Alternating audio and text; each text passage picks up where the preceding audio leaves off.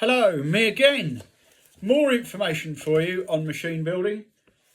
As you know, as some of you will know, I used to do machine building courses in my workshop. They were a subject of a 6-page feature in the trade magazine. There we go, that's me. Look at me, look. Pretty handsome, huh? Yeah, I thought you'd say that. So, anyway, look. Got a question on YouTube, on one of my videos on YouTube. Now, I am happy to, first of all, let me just say, I love people asking me questions. I have no problem with it. People do things in different ways. I do them in a certain way. Somebody may or may not agree with that, or they may think they know better. That's fine. I've been doing this for over 20 years. I do know my stuff by now, but let's get on with the question in hand. So it looks like there's 6 parts to this question, or questions. 6 questions in this message, okay? And it was easier to actually place this video up than it is to type it all out, to be honest with you. And it's going to help a lot more people, hopefully. So, Roger, this is for you, mainly. And it says, hello, Jez, I've got some questions. Number 1. Would you make a video on frame finishing and polishing and materials needed? No, I won't make a video on it in the workshop because it's too cold out there and I can't be bothered to put the heating on. However, I am going to tell you about it. So frame finishing, I presume you mean once it's all built and you've done your frame and you're at this point, okay? So your frame is all done and dusted, right? You're talking about the finishing and polishing materials needed. So I actually use it's an 8-inch bench grinder. All right, yeah, it's an 8-inch bench grinder because they're very powerful, with a 6-inch polishing wheel on an arbor on the end of it, so the wheel is screwed onto it, and the polishing wheel is 2 inches wide. And I actually have one either end of it, but one of them was out of balance, so I took that one off. It runs a lot faster and a lot smoother now, and it's a very soft wheel. Now, you can buy polishing bars. They're, about this long. You can get them for a few quid or a few dollars or whatever. And jewelers use them for polishing various metals. You can get them in a variety of different grades of, I guess, like sandpaper, different coarseness, I think is the right word, different grit, if you like. So you might typically start with quite a heavy grit if you've got a very scratched frame. To get to this point, very shiny, you might be using a very fine grit. In fact, I use a very fine finish one for this. That is it's a white bar, a sort of soap bar, if you like. Now look, see these two here, both pretty shiny, yeah? One of them is stainless steel. One of them is just normal mild steel. This one is the mild steel. This one is stainless steel. There's a lot less effort on the polishing wheel with this one.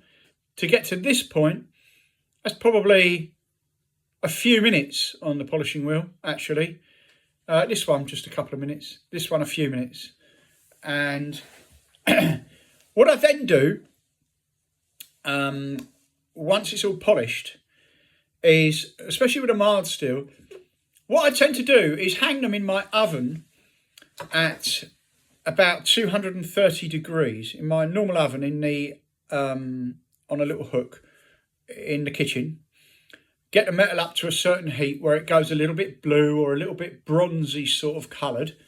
Okay, then I take it out to the workshop and I've got an old chip fat fryer.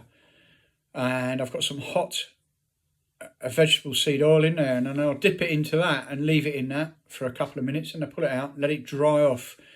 And then what I do, I degrease it, okay, with just brake cleaner. Then I use a thing called Renaissance wax. Now, a lot of museums use this for their blades and stuff like that. And what it effectively does is it protects the metal, puts a coating on the metal, and it affects it from, it prevents it from being affected by the moisture typically in your hands, and it will help it from, it won't stop it, it will help prevent it from rusting up. Now the reason I actually use it is because it's for during storage and transport. I know that eventually it's going to come off, but it's really good. You just put a thin coating of it on. I'll just dip my finger in the pot. It's called Renaissance Wax. You can get it on eBay, probably on Amazon as well. Sorry about that. A little tub of it like that. It's about 10, 15 quid, whatever it is. And then just put it over like that with your finger. All right, all over the whole machine. And then just leave it to dry overnight. And then you can come up, you can just lightly buff it, just with a cloth. You know, you don't want to take the wax actually off it. You want to leave the wax on there. Much like under seal on a car, protects it from the weather. That's what this does on here. So the materials you will need typically for finishing a frame. So you need a wire wheel on a bench grinder. Okay, I've got one of those, and that's for taking any mill scale off of the metal to start with. Okay, and then once that mill scale is off, you can then start your polishing and finishing process, for which, as I say, you will need a polishing wheel and soap bar. Right, so let's just call that a day on the actual frames for now. Next question, coil covers. Do you use something over coil wire before cover, and do you use adhesive for coil cover? Right, so coil cover, I've got a coil, I haven't got a covered coil in here, but here's a coil. I'm going to use this because he's asked another question on coils as well, so I just bought this one up out of the workshop actually. It's just a little 10 rat shorty coil that I did a while ago. Now, there's a lot of reasons for covering the coil. Mostly decorative, and also obviously for cleanliness, ease of cleaning, but also, and I'm not going to shy away from this, you know, hiding, sometimes you'll get imperfections, right, in the wind here, slightly here, right, so you can hide that with a coil cover. So I would typically cut up old foreign banknotes, bits of old tattoo memorabilia, business cards I got from shows, or stickers and stuff like that. I would cut them to the exact size, wrap it around, get it to roughly where you know it's going to be on the showing on the frame, okay, and then place your design how you want it to be. Now, where it overlaps, I would glue that. It would glue to itself, okay, just using a little bit of what we call Pritt stick. I don't know if that's available all over the world, but it's a very basic paper glue. It's not offensive, it's not harmful or anything like that. So just put a little bit of that on and then just put it on there. I wouldn't stick it onto the actual wire. There was no need for that, okay. Then after that, okay, that's the coil cover. And then after that, I would put over the heat shrink. All right, so there's your bit of heat shrink. Obviously I'm not doing it like this because I've got a little bit that I do it in, and that would be cut off to size, cut down to length. Obviously you need it hanging over the top and the bottom by a certain amount, because obviously it shrinks that way as well as that way. Remember that if you cut it to the exact size, it's just going to be too small. So always sort of do it a little bit over. Now there is a video on my channel somewhere, if you scan through, on me doing this and turning it and how I do it. So have a look through for that, because it is worth watching how I've got a little heat gun and how I heat it up by turning it at the same time on my little rig, okay. And that's what I use. I use that for decorative purposes. I'm trying to speak too fast there, sorry about that. And The heat shrink, I use clear. Many use black. There's no point in you putting a cover over it. You don't have to put cover over the wire. I use clear because I've decorated the cover. I mean, I've even had people ask me for pornography on here. So I had to raid my porno collection to somebody else's porno collection to get the pictures. But anyway, so yeah, so you cut that aside, put that on. Now this makes it a lot easier to clean. What I would say is, you if you're very aggressive with cleaning these and you use a lot of alcohol and stuff like that, it will eventually need to be replaced. Okay, so bear that in mind.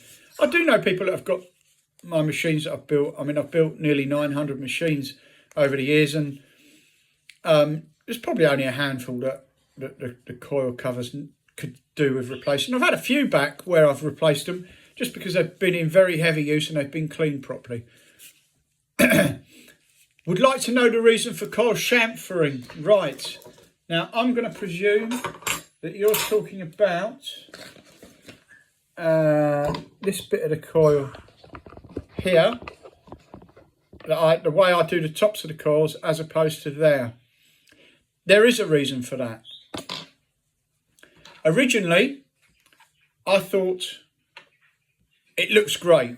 Well, I think it looks good, right? And it was my sort of mark for my coils. I used to wind coils for another builder. I'm not going to say anything about that person. He wasn't in the UK, and he used to claim that he made the coils. He used to claim he made all the bits of his machine, which he didn't, because I was making the coils, the coil cores. So in the end, I told him where to go, and I stopped making them for him, and just reverse engineered all the other bits of the machines. That was how I started. That was a long, long time ago. So anyway, this is slightly quieter than that because there's an excessive amount of metal on that. And when the armature bar comes down and touches that, there's metal either side of the armature bar that isn't doing anything. This concentrates the power a little bit. Because there's less metal touching the armature bar, there's slightly less noise and slightly, very slightly less vibration. So there's a few reasons for it. And the main one, I have to say, is it looks good. It is purely cosmetic. It's not purely cosmetic. The main reason is cosmetic. Okay. So that's that. That covers that one. Where were we? That was number 3. Number 4, clear heat shrink. What size diameter do you buy? Right, now then, it's caught me out a couple of times when I used to buy it. Different places measure it different ways. So you have to, I actually don't know the diameter of that. Okay. I just know that it goes over this. Right, and my coil washers, and unfortunately at the moment I'm looking around I'm in my office in my music room. I haven't got a tape measure to hand, unfortunately. I kind of wish I did have now, but I don't want to stop the video because I don't want to edit it, so I'm just doing it in one go. Now, I get my heat shrink on a big roll, massive roll of it. It's about 100 metres. When it's the thin stuff that you put on the coil wire, that's like 200 metres. But it's about 100 metres of this stuff. Now you can just, by trial and error actually, you can order small amounts on eBay. And when you find the right one that you want for your coils, right, then you can go back in and order some more. I'll tell you what I will do though, Roger. I will measure the flat across this, flat here, and I'll drop a message on. So I'm not breaking this video up. I'll drop a message on under your message, giving you that width. So then, you know, double that becomes the circumference. It's hard push to get an actual diameter on that because of the way it is. Yeah, so anyway, well, it'll be that. Okay, so whatever that measurement is. Right, so now that covers number 4, 5. Jez, can you make a mock-up frame without welding? Can you make a mock-up frame without? What, you want me to, or can anybody? Again, have a look through the videos, because I've got a little, I have a little rig that I mock the frame up in. Okay, and what happens is it's basically a right angle of aluminium. It's a nice piece of aluminium that I had made, and it's got a couple of holes where I bolt the base plate down to it, and then the side plate I can put it where I need it to be, and there's some holes, and I put a bracket across, bolt it down, and then once I've got it into the right position that I've marked, because I know where it's going to be with regards to everything else on the frame, then I can tack weld it, check everything's in place, then seam weld it. As you can see there, I TIG weld now, but this one here, that's just a quick bit of MIG welding, to be honest, on that. But when I'm TIG weld, I tend to leave it rather than, that's very smooth. Rather than trying to hide the weld or grind it down or anything. Now, please, Roger, have a look through the videos. There is one where I have it mocked up already prior to welding, and I think I'll show you how I do that. Because there's quite a few different videos on here. If there's still a problem, give me another shout and I can, let me think. Maybe I'll do another video on that at some point, but it's, like I say, it's cold out there. 6. I was listening to Brandon Feldman, machine builder. I'm sorry, I don't know who that is. There's a lot of people building machines now all over the world, so apologies for that. He says to use same material for cores and A-bar and coil bolts for correct magnetism. Yeah, that's a load of old bollocks. Okay. Now, yeah, he's just trying to be clever. Okay, so my coil cores are EN1A unleaded. Okay, so lead free, like the old petrol, gasoline, lead free, and that's low carbon. Now, ultimately, of course, you would like a pure iron, but it ain't going to happen. So a carbon is added to iron to make steel, to make it machinable, the machinability. So it's a little bit more technical than that, but that's it in a nutshell. So my coil cores are low carbon, EN1A, I believe it's called, and unleaded. Now my base plates, we mill those using the same unleaded mix. It does weld. It welds very well. It's low carbon and it's great. And even if I'm using it, like, say for this, so this is this base plate is EN1A. That's the grade of steel, and this is stainless steel side. So that's 306 or 306 stainless, or 316. It might be 316 actually, this one. And so for the rods, for the TIG rods, always 309 rods for dissimilar metals. That's what I use. There's going to be some welder out there who's going to tell you different. That's fine. Okay, I was a coded welder. Right now, that's just for dissimilar metals, obviously, the 309 stainless rods. What else are we covering here? So, oh yeah, so that was about the metals. Now, the armature bar, again, just a low carbon. EN1A is fine. Or mild steel, it doesn't matter. It can be mild steel. It's of no problem. The coil bolts, yeah, bollocks. You're not going to get those. You're just going to get steel alloy, Allen bolts. I use button head or or low head socket bolts, and I buy them in boxes, a couple of hundred at a time. That doesn't matter. Now let me just show you.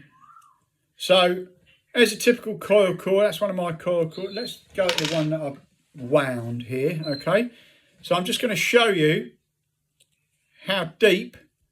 So it's only that deep, the hole. Okay, the threaded bit.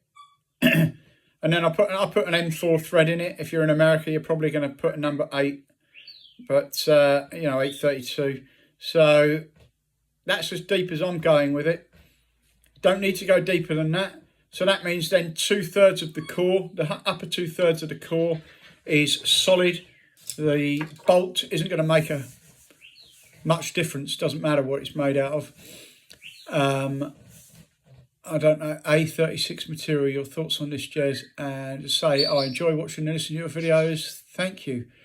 Well, thank you for watching the videos. To be fair, thank you all for watching the videos. Hopefully you're subscribed. If anybody out there is watching this and they're not subscribed, click the button for me. You know what? I think I'm on about 730 subscribers, which I'm on my way to 1,000. Let's put it that way. I'd like to get it up to 1,000. That'd be pretty cool.